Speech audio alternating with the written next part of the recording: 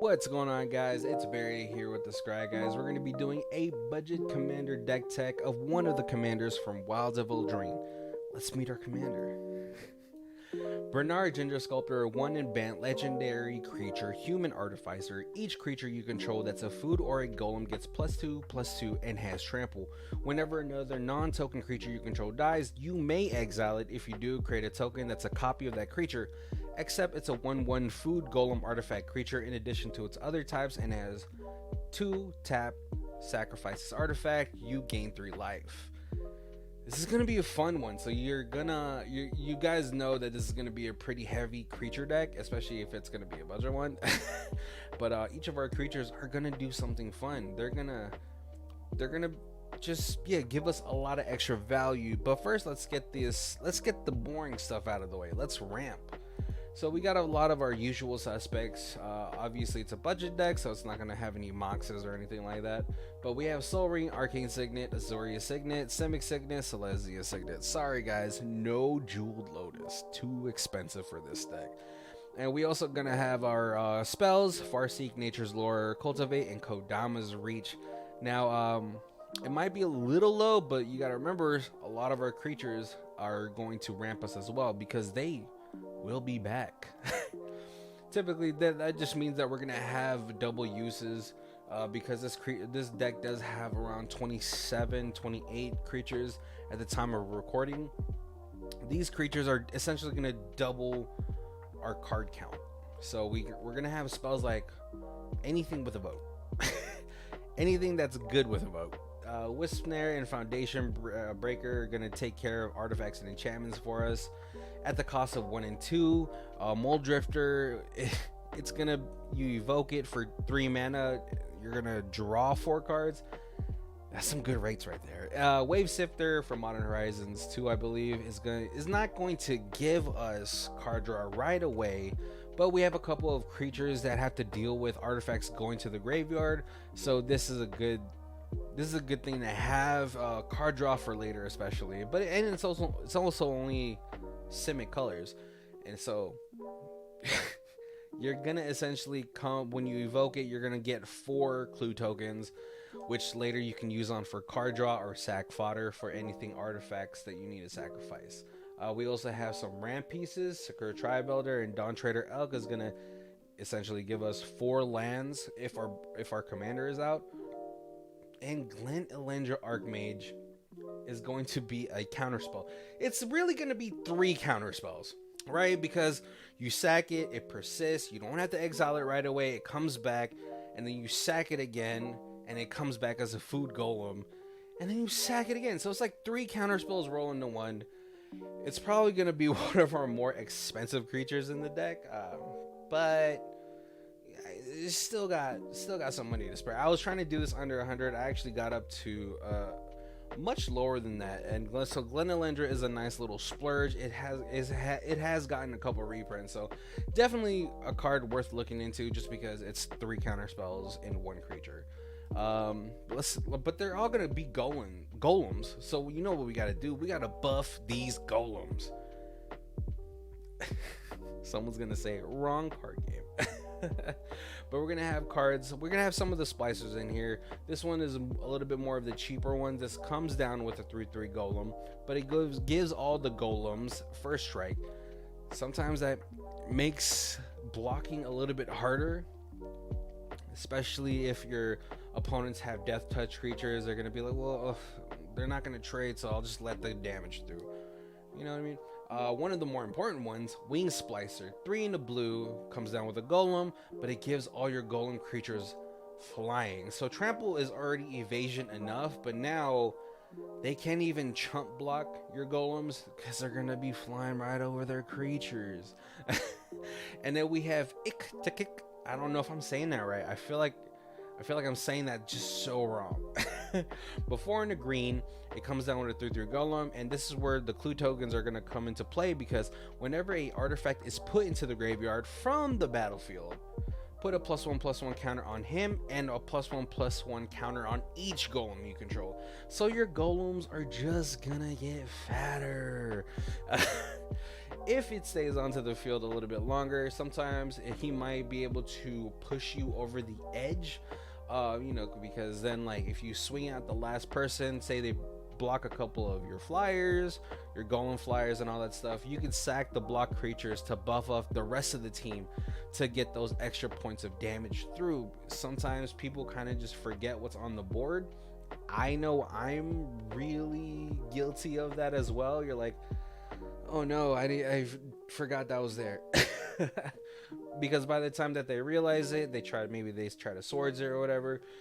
You can still on the stack all those things that it goes on a stack, and then unless they have a stifle for one, you're still probably gonna win that game. Let's talk about protecting the line. So Teferi's Protection, Heroic Intervention, a little too expensive for this deck. So we're going to have creatures that are going to do the same for us. We're going to have creatures like Selfless Spirit, which is going to be our most cheapest mana cost one. At 2, sacrifice it. It gives all your creatures indestructible, plain and simple. But then it comes back again with Brenard on the field. So it makes it really hard to deal with this board state unless someone psych rips us. We have King Darien for 1 green and white. Other creatures you control get +1/+1. 3 and Selesnya, you get to put a counter on him, make another token, and then you can sacrifice it. Creature tokens you control gain hexproof and indestructible until end of turn.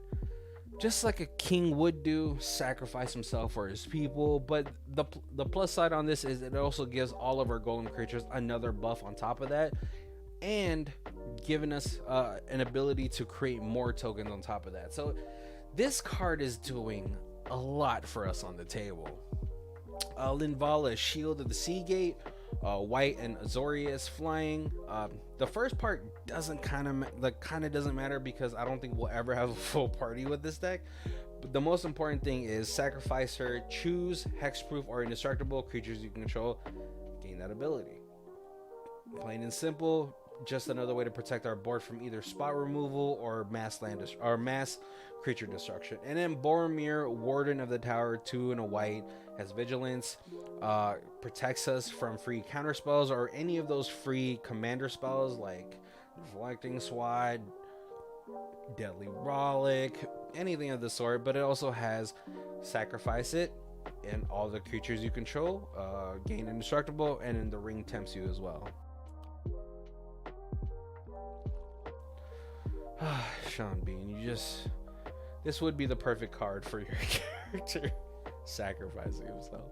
But what are we gonna do with all these tokens? Well, we need more. Unfortunately, Parallel Lives, Unnoted Procession, and Doubling Season are just way too much. I feel like those cards are most of this deck price wise, but we could do a really bad imitation of that. With cards that populate, Reborn Defenses will populate and then creatures you control get indestructible until end of turn. Sundering Growth will destroy an artifact and enchantment, then you populate. Goring Ranks is a really cool one. It's just a little bit slower, but this is going to be a more casual commander, so you can probably get away with it at your table. 2 and Hybrid Mana, Selesnya. At the beginning of your upkeep, populate. Plain and simple. If you could Paradox Haze yourself, then you could do that twice at the beginning of your upkeep, so that'd be cool if you want to add that in here. And then we have Druid's Deliverance, 1 in the green, prevent all combat damage this turn that would be dealt to you, and then populate. No one expects a fog in Commander. It's so funny when the fog comes up. So but also this only prevents the combat damage happening to you. So if someone's swinging out for lethal on everybody else, you save yourself for a turn. So it's a very poor Teferi's Protection, but it also gives us the ability to populate one of our golems. And then we have Tristani, old school token commander, 2 green, 2 white. Whenever another creature enters the battlefield under your control, you gain life equal to that creature's toughness. But the most important thing, it has white and Selesnya tap populate. So it's gonna be a recurring. If we can keep it on the board, it's gonna be a recurring populate machine. But I think it's been outdone by this card, Selesnya Uologist. I think I'm saying that right. 2 and a green. It has an ability, 2 and a green, exile target creature card from a graveyard, then populate. So it's doing its best impression of a Scavenging Ooze, but instead of getting bigger, it's actually populating tokens for us. And the best thing about this card is it doesn't tap. So if you have a healthy amount of mana, you can go ahead and populate your Mole Drifter a bunch of times, or some Steves, or anything of the sort. Selfless Spirits, Glenelendra Archmages. There's a lot of targets for you to populate in this deck. Maybe you need more clue tokens, who knows? But yeah, a lot of that. But sometimes some of these creatures stick around a little bit too much, so you gotta go. We have a card like Neoform, Simic. As an additional cost to cast a spell, sacrifice a creature. Search your library for a creature card with converted mana cost 1 plus the sacrifice creature's converted mana cost. Put that onto the battlefield with a +1/+1, then shuffle your library. So it comes up like a creature tutor, almost like a diabolic intent. So maybe you can get your Selesnya Uologist or something, or Tristania. There's a lot of targets for you to hit for this one. We have Fanatical Devotion. Sometimes you got to protect the commander when you're swinging out. Sometimes, people will try to take your commander away to take away the buff and the trample from your creatures.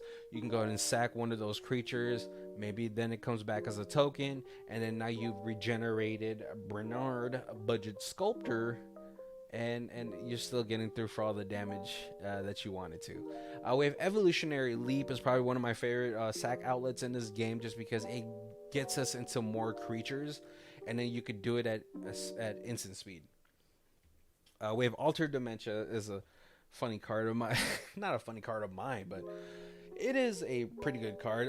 Sometimes you can go ahead and mill some other players and hopefully take away their pieces. Some decks their graveyard is like a second hand, so you got to be careful with this one, but it's just a free sack outlet. And then we have Emrakul's Evangel. 2 and a green. Sacrifice it and any number of non-Eldrazi tokens you control, or Eldrazi creatures you control, and then you put a 3/2 colorless Eldrazi creature onto the battlefield for each creature sacrificed this way. So just say you have a whole board, but you have none of your free sack creatures or sack outlets. You put this down, you get a whole bunch of 3/2s, and then you get a whole bunch of 3/3 golems. Kind of fun. It's a little cheeky, but if you can get away with it, because you could do this at instant speed, then you're gonna be fine. You're probably gonna win that turn. So, so definitely, there's probably a lot of better budget options on the sacrifices, but I like this. This is it's cheeky. It's fun to do. So, but hey, sometimes there's too much things in the way, so you gotta clear the way.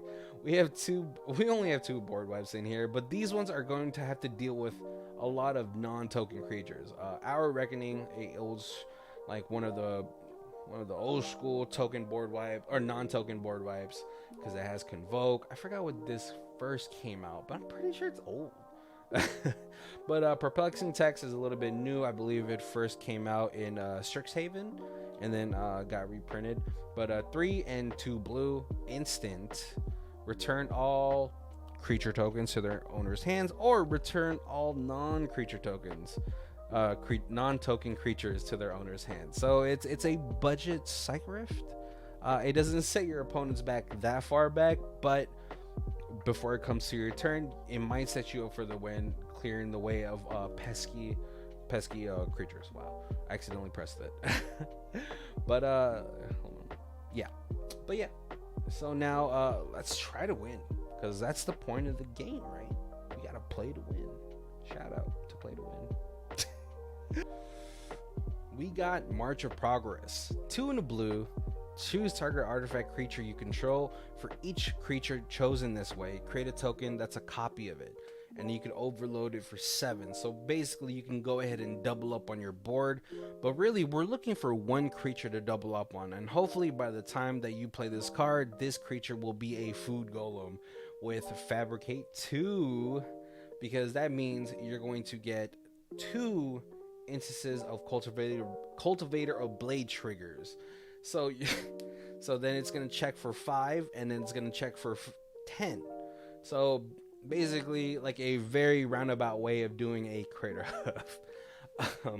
Hopefully you have the greaves onto the token, so then you can stack the triggers. So on the first swing, when it checks one or the other, it basically goes up to 15, plus 15 for each creature that's attacking.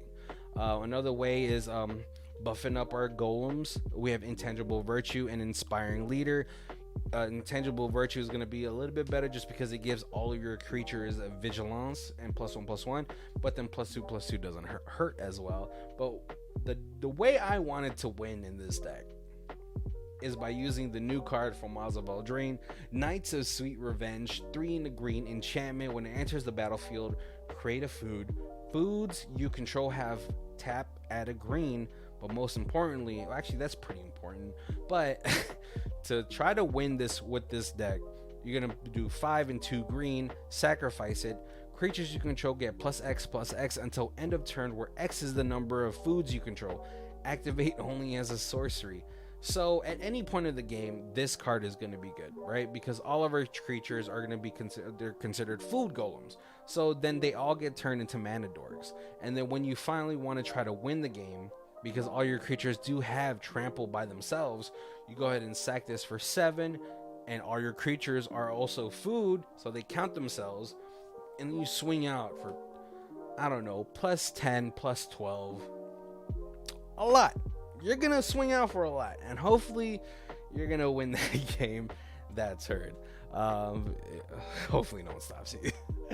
Oh man, but yeah, that's the end for this deck tech. Let's do a budget breakdown according to MTG Goldfish, picking the cheapest cards right now. The deck comes out to $73. Power level, casual. Depending on your table, this can go really good, or the game just ends usually really fast if you're going up against deck levels that I would say around 7 and up.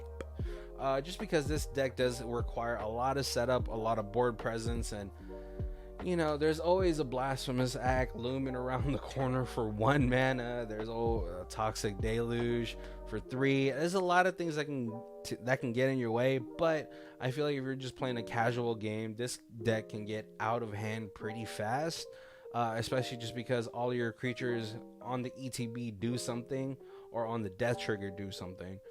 And so there's just a lot of ways that you can have fun with this deck. Obviously it's only $73.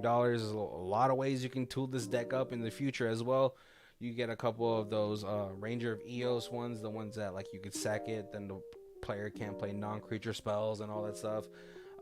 Yeah, there's just a lot of ways that you can turn this deck into a even more powerful version of it. But if you're on a budget, take a look at the deck list down below, and maybe that's something that you can build with your friends if you're just playing some tabletop Magic and all that stuff. So yeah, that's the end for this one. Hopefully please comment down below what you would change for the deck list, or what you want to add. Let me know if you hope the evoke mechanic comes back and give us more broken things, because I'm telling you right now, Solitude for $35 kind of sucks. If you didn't have a chance to get it from before, I would love a new set with the evoke coming back. So tell me what you guys miss. Tell me what I missed. Tell me something. Have a good day, guys.